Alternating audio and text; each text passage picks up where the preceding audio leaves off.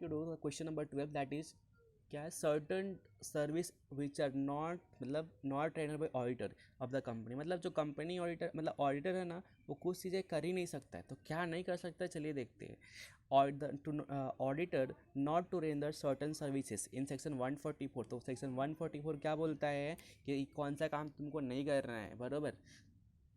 तो auditor shall appoint under this act shall provide the company only the services as provide by the board of directors. मतलब जो board of directors ने जिस चीज़ के लिए appoint किया है वही ऑडिटर कर सकता है, उसके अलावा नहीं, और जो ऑडिट कमेटी ने बोला है।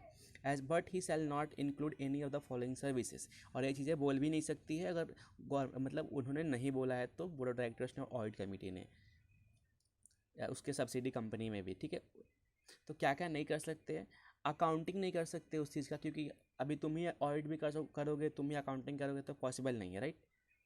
फिर इंटरनल ऑडिट, तुम इंटरनल ऑडिट नहीं कर सकते हो ना, क्योंकि तुम्हारा ही इंटरनल ऑडिट है। तुम कुछ फ्रॉड करना चाहते हो तो आराम से फ्रॉड कर सकते हो, तो तुम इंटरनल ऑडिट भी नहीं कर सकते हो। डिजाइन भी नहीं कर सकते हो उनका कुछ फाइनेंशियल सिस्टम। एक्चुअल सर्विसेज मतलब कितना वैल्यू होना चाहिए, कितना नहीं होना चाहिए, तुम बताओगे तो फिर ऑडिटर का काम ही क्या है। तुमने जो बना तुम ही तो बताए और फिर तुम ही ऑडिट करते हो, तो मतलब तुम ऐसे ही बोलोगे होगा, तो ऐसा नहीं चलता है। तो एक्चुअल सर्विसेज नहीं कर सकते। इन्वेस्टमेंट एडवाइजरी सर्विस नहीं दे सकते, इन्वेस्टमेंट बैंकिंग सर्विस नहीं दे सकते हैं, राइट। रेंडरिंग आउटसोर्स सर्विसेज नहीं, फाइनेंशियल सर्विसेज नहीं कर सकते, मैनेजमेंट सर्विस नहीं दे सकते हैं।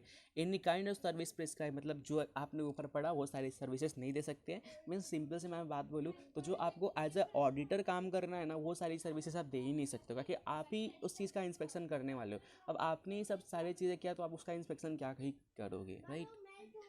तो फिर क्या बोला है, provide that an auditor of और audit firm who or which have been performing non-audit services or both before commencement of the audit shall comply with the provision or section before close of the first financial year of the date। मतलब simply बोला है कि आप नहीं करो ये सारी services. तो इस क्वेश्चन में इतना ही, मिलते हैं नेक्स्ट क्वेश्चन में नेक्स्ट वीडियो के साथ। Thank you.